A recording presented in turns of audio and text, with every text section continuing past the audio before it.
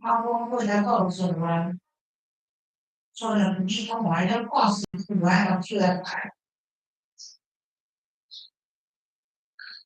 我使用资料都是这样子的，优先使用可靠的资料，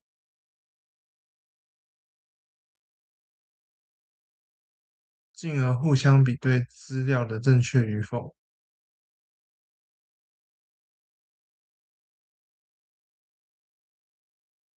赶不及就直接使用原始的资料。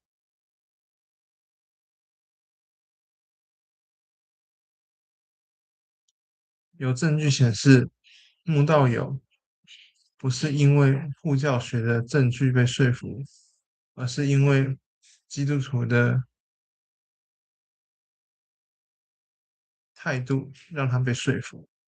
好，今天先分享到这，谢谢各位。